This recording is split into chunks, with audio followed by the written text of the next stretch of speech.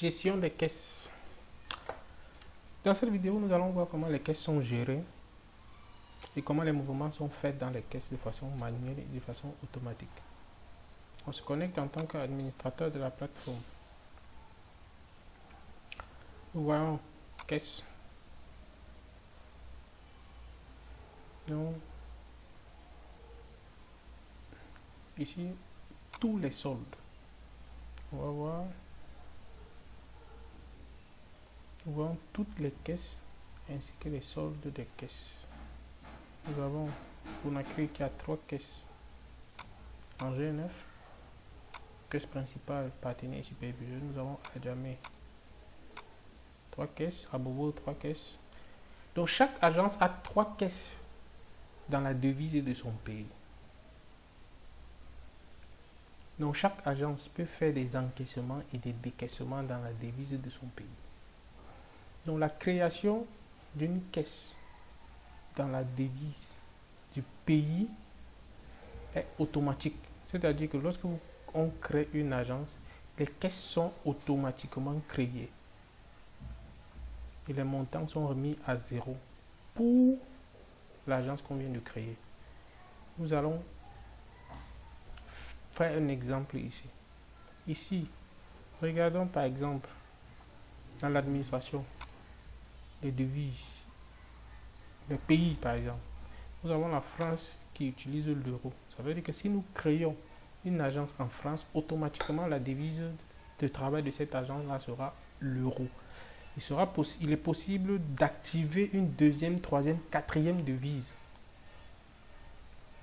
pour une agence, de façon que l'agence puisse faire des encaissements et des décaissements dans des devises autres que sa devise de travail. Donc nous allons par exemple créer une nouvelle agence pour voir comment ça marche ici.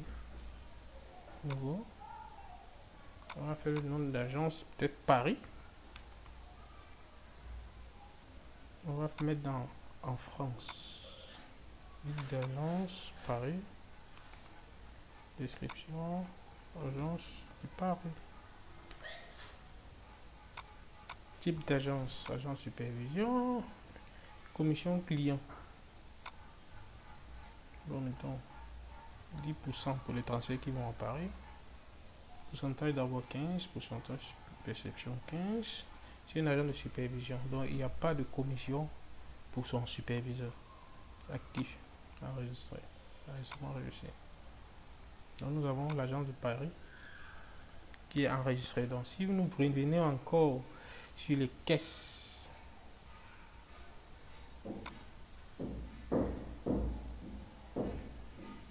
tous les soldes,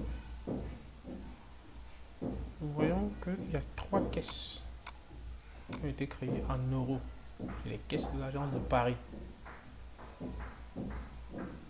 Nous pouvons aussi activer une seconde devise ou troisième pour une caisse quelconque, lui permettant ainsi de faire des encaissements ou des décaissements en cette devise. Par exemple, pour l'agence de Conakry, nous allons activer la devise CFA. Dans ce qu'on vient dans gestion des devises, gestion des caisses. Pardon. On vient par exemple, on choisit le pays Conakry, on valide. Voilà. On voit Conakry a GNF activé, mais tout le reste est désactivé. Toutes les autres devises disponibles sont désactivées. Il suffit d'activer la caisse principale CFA de Conakry. Activé. Modification réussie. Et maintenant Conakry a toutes ses caisses CFA activées. Donc Conakry pourra faire des encaissements et des décaissements en CFA. Donc si nous venons voir tous les soldes, nous voyons que Conakry a des caisses en GNF. Conakry a des caisses en CFA. Si Conakry veut initier un transfert, par exemple, Conakry aura le choix maintenant d'encaisser le GNF ou bien d'encaisser le CFA.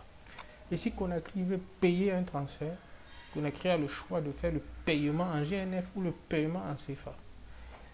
Et les conversions sont faites de façon automatique. Essayons de simuler ici. Nous avons agence source qu'on a créée. Nous faisons par exemple un transfert à Jamé de 100 euros, par exemple. On fait le calcul. Avec les 5%, ça fait 105 euros à payer. Maintenant, on peut encaisser, Conakry peut encaisser en CFA ou en GNF. Si c'est en GNF, tout calcul fait. Ça doit être 1 155 000 à encaisser si on veut faire l'encaissement en GNF. Si on veut faire l'encaissement en CFA, on calcule. Pardon. CFA.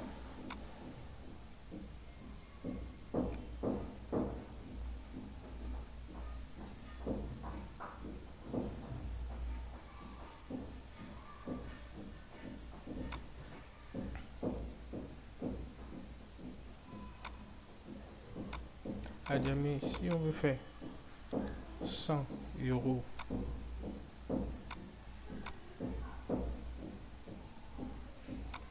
on calcule, ça fait 105 euros. Si l'encaissement veut se faire en CFA, quand on calcule, ça nous donne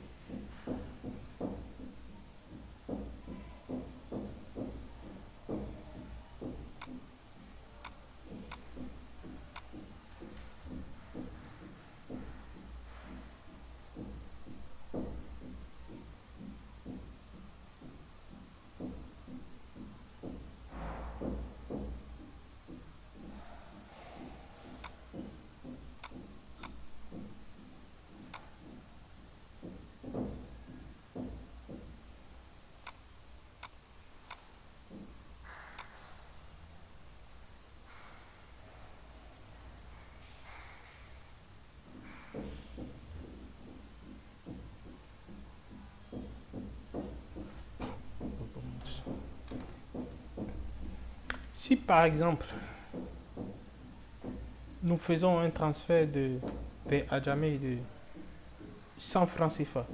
Après le calcul, on voit qu'il faut payer 105 francs CFA. Maintenant, si l'encaissement veut se faire en GNF, calcul. Après, il calcule le CFA. Calcul en GNF.